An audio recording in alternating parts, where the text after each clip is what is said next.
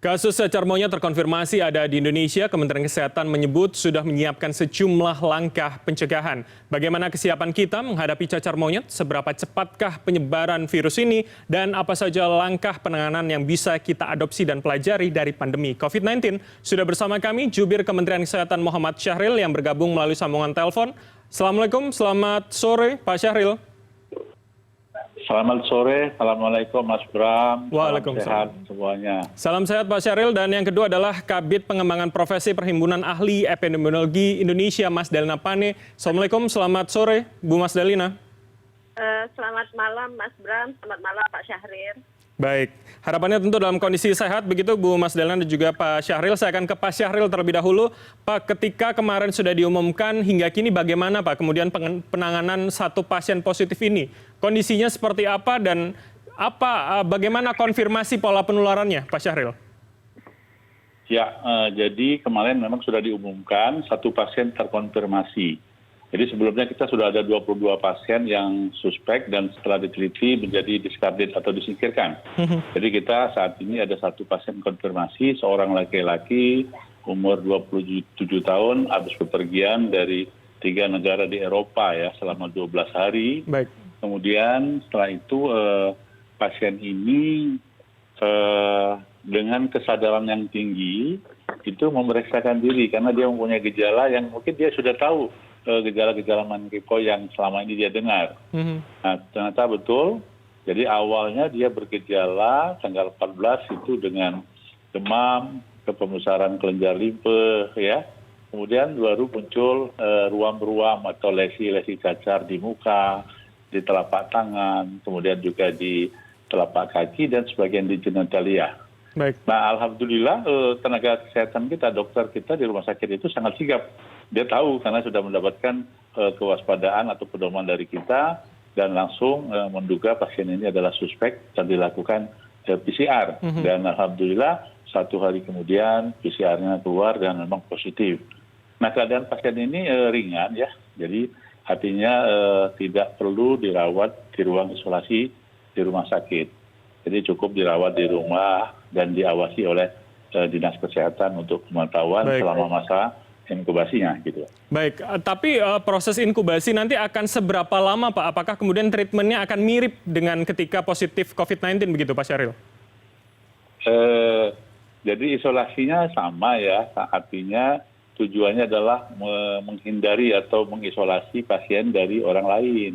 Dari keluarga yang lain, dia punya kamar sendiri, kamar mandi sendiri, kemudian tidak kontak erat sama keluarganya dan seterusnya. Nah, selama masa inkubasi dia tidak boleh keluar atau tidak berhubungan ya kepada orang-orang yang disinyalir atau bisa berkontak langsung kepada penderita. Baik, Pak Syahril, ini sejak kemarin kemudian Kemenkes menyebutkan salah satu antisipasinya adalah jangan kontak erat begitu. Nah, terkait hal ini berarti artinya penyebarannya ini akan miripkah? Apakah bisa melalui droplet dan udara atau kemudian sentuhan yang dimaksud adalah sentuhan fisik saja begitu Pak Syahril? Ya, yang pertama dan utama penyebaran ini adalah melalui kontak fisik, kontak erat ya kepada pasien. Apakah bersalaman, berpelukan, kemudian berciuman dan macam-macam lah gitu. Pokoknya bersentuhan fisik. Yang kedua juga bersentuhan kepada alat-alat atau barang-barang sekitar penderita di mana dia ada kontaminasi dari cacarnya itu dan kena orang lain. Itu yang pertama. Baik. Sedangkan untuk yang droplet itu membutuhkan waktu yang panjang dan lama. Sehingga kita saat ini yang sangat penting adalah memahami gejala yang saya sebutkan tadi, demam, sakit kepala, kelenjar limfe di leher membesar, dan juga ada ruam-ruam atau lesi cacar di muka, telapak tangan, dan kaki. Baik. Maka kita harus segera, kalau kita sendiri harus segera memeriksakan ke rumah sakit atau puskesmas, tapi kalau ada orang lain, itu kita harus memberikan dia edukasi dan juga advokasi untuk melakukan isolasi dan melakukan pemeriksaan agar tidak menulari orang lain dan didiagnosis pastinya melalui PCR. Baik. Baik, artinya sejauh ini yang paling potensial medium penyebarannya adalah kontak fisik begitu ya Pak ya. Saya akan ke Bu Mas Dalina. Bu Mas Dalina, bagaimana ketika kita melihat dari perspektif epidemiologi begitu Ibu, apakah ini kemudian nantinya juga akan seberbahaya COVID dan bisa menyebar melalui droplet begitu, Bu Mas Dalina? Baik, tentu kita bersyukur dan mengapresiasi ditemukannya satu kasus positif monkeypox karena kemampuan mendeteksi merupakan kemampuan dasar bagi seorang epidemiolog dalam pengendalian wabah, apapun jenis wabahnya. Kita bersyukur juga karena kasus yang ditemukan ini merupakan import cases yang ditandai dalam 1 kali masa inkubasi terpanjang yang bersangkutan baru kembali dari perjalanan luar negeri dari daerah terjangkit. Jadi kondisi ini kita sebut masih dalam tingkat penularan sporadik dan relatif lebih mudah dikendalikan dibandingkan jika kita dapatkan di Indonesia tanpa ada riwayat perjalanan ke daerah terjangkit. Artinya ada transmisi komunitas yang kasus nolnya masih harus dicari. Tapi pada kasus ini kita temukan dia merupakan import cases. Walaupun kita juga mengkritisi sebagaimana kasus-kasus pertama berbagai infeksi emerging lainnya, termasuk juga COVID-19, itu didapatkan kasus-kasus pertama itu karena self-reporting. Jadi self-reporting itu ada inisiatif yang bersangkutan untuk melapor karena bergejala atau kontak erat dengan kasus sebelumnya. Begitu juga dengan COVID waktu yang pertama, karena dia kontak dengan MAL 24, kasus ke-24 di Malaysia, kemudian dia ada gejala, dia melapor ke rumah sakit. Self-reporting ini merupakan bagian dari surveillance pasif ya, menandakan masyarakat kita tidak atau belum terstigma dengan kelompok khusus di mana kasus-kasus ini biasanya sering terjadi. Akan tetapi akan lebih baik kalau kasus-kasus awal itu didapat melalui sistem surveillance aktif yang dilakukan oleh pemerintah. Sejauh ini Pak Syahril tadi sudah sebutkan ada 24 kasus suspek ya, yang didapatkan berdasarkan atas surveillance aktif, tetapi ke-24-nya discarded atau sudah dites PCR dan hasilnya negatif. Maka apa yang harus kita lakukan ke depan? Yang harus dilakukan adalah agar kasus ini tidak menyebar. Bagaimana yang harus dilakukan? Yang pertama tentu seluruh kontak erat. Nah ingat ketika pulang dari Eropa, sekitar 14 jam kalau direct flight, tentu ada orang-orang di pesawat yang juga sudah kontak dengan yang bersangkutan. Teman-teman di kantor kesehatan pelabuhan biasanya memiliki manifest. Mereka-mereka yang duduk 1 meter di depan, di samping, di belakang, samping kiri kanan. Nah itu juga harus diamati selama 1 masa inkubasi terpanjang apakah mereka kemudian muncul gejala. Termasuk kontak-kontak erat yang sudah ada di sekitar yang bersangkutan. Baik, Bu Mas Dalina, artinya kemudian kalau kita bicara dengan frasa tracing begitu ya sama dengan COVID, apakah ini kemudian harus sama model-model penjaringan siapa saja yang sudah kontak erat dengan pasien positif, Bu Mas Dalina? Ya, teknik tracing sebenarnya teknik standar yang sama, tetapi kontak eratnya definisinya menjadi berbeda. Kalau COVID yang disebut dengan kontak erat itu jika kita berbicara atau kontak dengan kasus konfirmasi dalam jarak kurang dari 1 meter dalam waktu lebih dari 15 menit tanpa APD atau tanpa pelindung diri. Tetapi kalau untuk monkeypox maka kontak erat itu harus benar-benar kontak fisik. Kontak fisik antara pasien dengan kontaknya, kemudian juga kontak dengan barang-barang yang bersangkutan itu juga termasuk dalam kontak fisik. Tetapi sejauh ini droplet bukanlah merupakan mode of transmission dari monkeypox.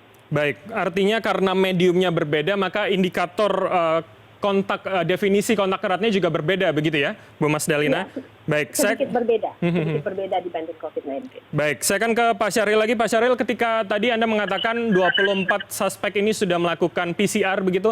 Nah, bagaimana kemudian masyarakat awam Pak ketika mengalami gejala-gejala yang juga sebetulnya sebagian besar mirip dengan COVID untuk bisa membedakan bahwa mana COVID, mana monkeypox begitu, Pak Syahril?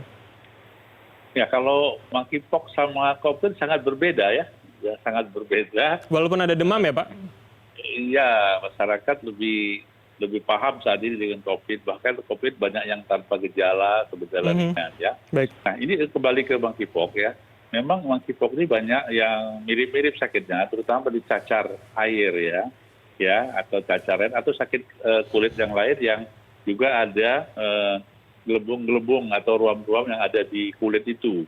Nah, sehingga kita tetap memberikan suatu peningkatan kewaspadaan untuk dilakukan pemeriksaan lanjutannya.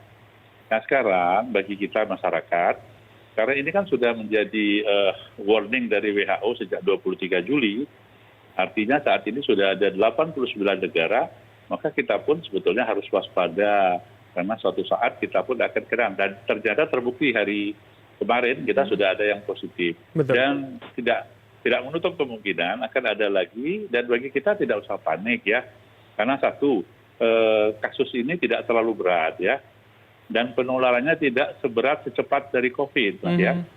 Nah, kemudian sakitnya pun tidak seberat COVID. Kalau COVID kan berat tuh, angka kematiannya tinggi. Nah, angka kematian dari cacar monyet ini sangat sedikit, dari 12 orang, dari 39.800, hanya 12 orang yang meninggal dilaporkan di dunia, berarti sekitar 0,01, kecil sekali. Nah, yang ketiga, kasus cacar monyet ini sebetulnya disebabkan oleh cacar yang bisa sembuh sendiri. Baik. Self-limited disease, artinya apa?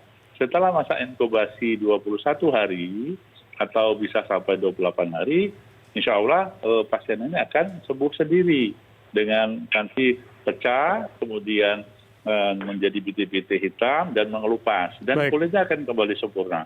Cuman masalahnya adalah bagi orang-orang yang dengan komorbid, kemudian dengan autoimun, dan ada infeksi sekunder. Itu aja kita harus hati-hati ya. Baik, baik. Artinya secara penyembuhan ketika Anda mengatakan mandiri tadi, ini mirip dengan cacar air begitu ya, tahapan-tahapannya begitu ya, Pak Syahril? Ya, jadi dia diisolasi agar tidak menulari orang lain dengan meningkatkan daya tahan tubuh, kemudian dengan perilaku hidup bersih dan sehat, insya Allah dia akan sembuh sendiri dan bertahan untuk tidak berkembang ke infeksi-infeksi sekunder yang lain. Baik, baik. Pak Syahril, ini informasi yang kami terima, Kemenkes menyiapkan sekitar 10.000 dosis begitu vaksin yang akan disebar. Bagaimana skema penyebarannya dan siapa kelompok prioritas, Pak, yang bisa mendapatkan ini, Pak? Jadi untuk kita pahami bersama, vaksin itu adalah suatu upaya untuk melakukan meningkatkan imunitas atau kekebalan seseorang untuk penyakit-penyakit yang bisa dihindari dengan imunisasi, ya, salah satu termasuk COVID, ya. Kemudian kita ingat DPT, ya, difteri, tetanus dan polio pada anak-anak, itu dengan upaya itu. Nah, cacar monyet pun itu beberapa negara saat ini memang WHO belum menjadikan ini sebagai suatu vaksinasi massal seperti halnya COVID, dan ada 2 negara sudah mencoba untuk melakukan vaksinasi ini. Nah, untuk Indonesia tentu saja kalau ini menjadi bagian dari penata laksanaan atau pengendalian cacar monyet, maka kita pun akan mengusahakan. Baik. Tetapi tetap melalui mekanisme, yaitu perlunya persetujuan dari ITAGI maupun dari BPOM. Baik, baik. Saya akan ke Bu Mas Dalina. Bu Mas Dalina, bagaimana melihatnya? Apakah vaksinnya akan cukup efektif begitu, mengingat kemudian tadi kita mendengar penjabaran dari Pak Syahril terkait dengan gejala, kemudian dampak yang dirasakan oleh pasien positif tidak seberat yang dirasakan COVID begitu, Bu Mas Dalina? Ya, vaksinasi sendiri merupakan salah satu upaya pencegahan sekunder, jadi bukan upaya pencegahan primer. Baik. Upaya pencegahan sekunder itu dilakukan pada kelompok-kelompok berisiko. Jadi tentu akan diidentifikasi kelompok-kelompok berisiko mana saja yang bisa mendapatkan gejala yang berat sehingga harus diberikan vaksinasi. Tapi yang terutama adalah pencegahan primer yang harus kita lakukan. Pencegahan utama di mana kasus-kasus yang sudah ada positif itu harus segera di-containment untuk memutus rantai penularannya. Kontak-kontak eratnya juga harus dikarantina untuk memutus rantai penularan. Dan disosialisasikan kepada masyarakat apa yang harus mereka lakukan dan sedapat mungkin meniadakan stigma yang terjadi di masyarakat sehingga mereka tidak khawatir ketika pergi ke sarana-sarana layanan kesehatan itu tidak terstigma baik oleh petugas kesehatan maupun oleh masyarakat sekitar. Baik, tidak seperti apa yang terjadi ketika COVID pertama begitu ya harapannya tentu, Bu Mas Dalina. Ibu, apakah kemudian dengan protokol kesehatan 3M yang kita terapkan sekarang ini juga sudah cukup, kemudian secara berbarengan kita selain mengantisipasi penyebaran COVID, tapi juga monkeypox kita antisipasi penyebarannya, Bu Mas Dalina? Ya, kalau 3M memang berguna untuk banyak penyakit, bukan cuma untuk COVID, tetapi lebih kepada kasus-kasus pernafasan. Tetapi kalau untuk kasus dengan kontak erat seperti monkeypox, tentu menjaga jarak dan sering mencuci tangan itu juga merupakan upaya pencegahan primer yang bisa dilakukan oleh masyarakat. Jadi cukup relevan 3M itu atau protokol kesehatan masih tetap kita lakukan. Tetapi yang terutama adalah mereka yang positif dan kontak eratnya sedapat mungkin dipisahkan dari masyarakat umum yang sehat melalui isolasi. Jadi isolasi dan karantina itu merupakan upaya memisahkan sementara waktu, tidak juga lama ya. Biasanya 1 kali masa inkubasi terpanjang atau sampai dengan gejalanya selesai. Baik, inkubasi terpanjang berapa lama biasanya, Ibu? 21 sampai 28 hari ya, Baik. tetapi sejauh ini 21 hari menurut interim WHO. Baik, saya akan ke Pak Syahril terakhir begitu Pak. Bagaimana ke depan masyarakat juga terus kita ingatkan dan disosialisasikan selain 3M protokol kesehatan juga mengurangi kontak fisik atau kontak erat tadi Pak yang sebagai salah satu cara pencegahan monkeypox Pak. Ya, terima kasih ke CNN. Saya kira merupakan bagian untuk mengkomunikasikan risiko ya.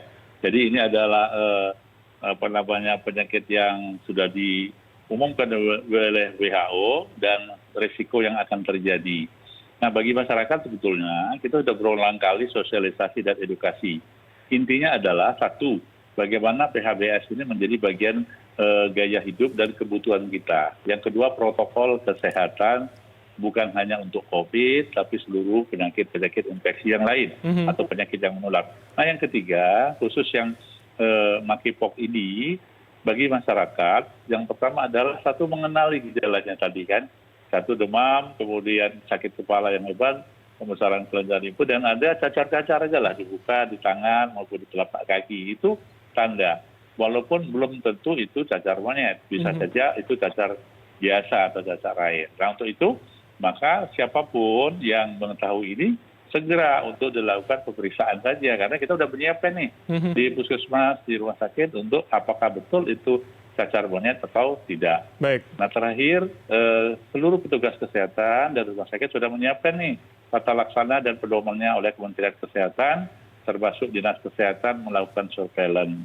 Dan insya Allah dengan yang kami jelaskan tadi, penyakit ini tidak terlalu berat, tidak terlalu mematikan, tidak seganas atau tidak seberat dari COVID, maka kita tetap tenang dengan bagaimana kebersamaan kita untuk menghadapi ini dengan kedisiplinan yang bersama. Itu saja, Mas. Baik, artinya masyarakat tidak perlu terlalu khawatir, terlalu panik, tapi juga tidak menurunkan antisipasi tentunya begitu ya.